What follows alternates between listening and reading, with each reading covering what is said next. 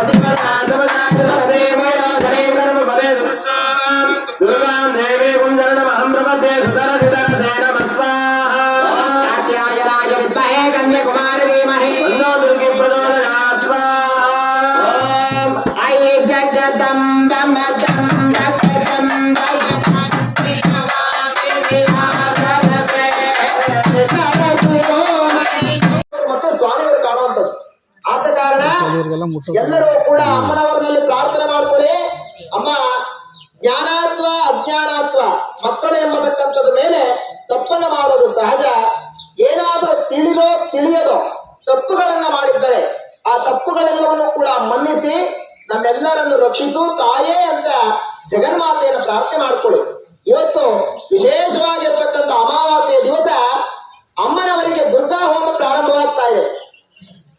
ಲಲಿತಾ ಸಹಸ್ರನಾಮದಲ್ಲಿ ಅರ್ಚನೆ ಬರುತ್ತೆ ಏನಂದ್ರೆ ಓಂ ಗುಡ ನ ಪ್ರೀತ ಮಾನಸಾಯಿ ನಮಃ ಅಂದ್ರೆ ಅಮ್ಮನವರಿಗೆ ಎಲ್ಲವೂ ಇಷ್ಟ.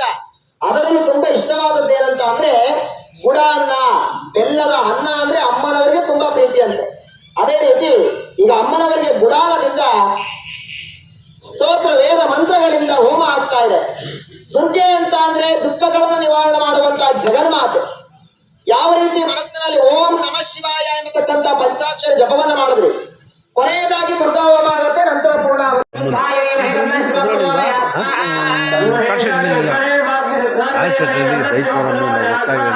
ಪೂಜೆ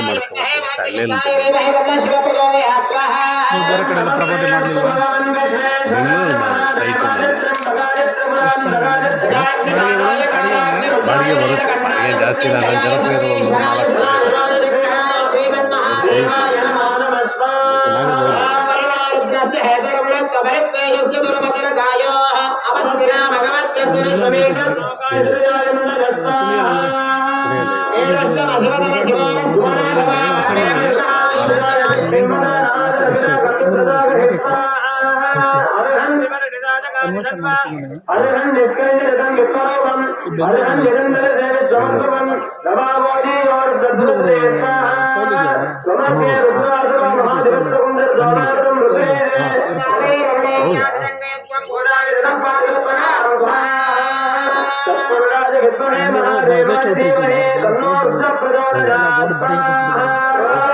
नमस्ते अस्तु भगवन् विश्वेश्वराय महादेवाय त्र्यम्बकाय त्रिपुरान्तकाय त्रिकालाय कालाग्निरुद्राय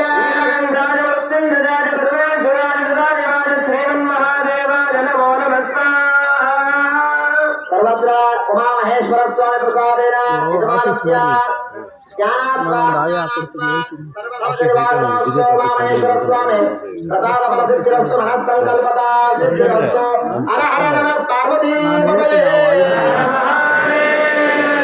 ವಿಶೇಷವಾಗಿ ಈಗ ದುರ್ಗಾ ಹೋಮಕ್ಕೆ ಬಂದಿದ್ದೇವೆ.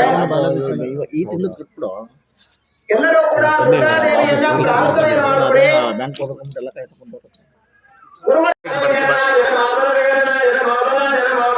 ಬಿಲ್ ಹಾಕ್ಸಪ್ಪ, ನಾನು ಬರ್ತೀನಿ. ಇಲ್ಲಿ ಎ ಟಿ ಎಮ್ ಎಲ್ಲ ಎತ್ಕೊಳಕ್ಕಾಗಲ್ಲ, ಬ್ಯಾಂಕಲ್ಲಿ ಎತ್ಕೋಬೇಕು. ಒಂದು 4 ಗಂಟೆಗೆ ನಾನು ಬರ್ತೀನಿ, ಬಂದ್ಬಿಟ್ಟು ಬ್ಯಾಂಕಲ್ಲಿ ಎತ್ತಿ ಕೊಡ್ತೀನಿ.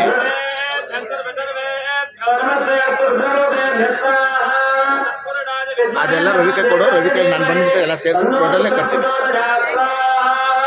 ಅಲ್ಲ ರವಿ, ಎಷ್ಟಾಯ್ತು ಅಮೌಂಟ್ ಎಲ್ಲ ಈಸ್ಕೋ, ನಾನು ಬಂದು ಅಮೌಂಟ್ ಕೊಟ್ಬಿಟ್ಟು ಒಟ್ಟಿಗೆ ಎಂಟ್ರಿ ಮಾಡ್ಬಿಟ್ಟು ಬ್ಯಾಂಕ್. ಜಮೀನು ಆಯ್ತು ಸರ್? ಜಮೀನು ಆಯ್ತು ನಿಮ್ದು ಊರಲ್ಲಿ? ಎಷ್ಟಾಗುತ್ತೆ? ಬೇಗ ಬಂದು ಅಲ್ಲೇನು ಇದು ಮಾಡಬೇಕಾದ್ದು, ದುಡ್ಡು ಇಸ್ಕೊಂಡು ಏನು ಮಾತಾಡೋಣ ಅಂತ ಅವ್ರಿಗೆ ದುಡ್ಡು ಇಸ್ಕೊಂಡು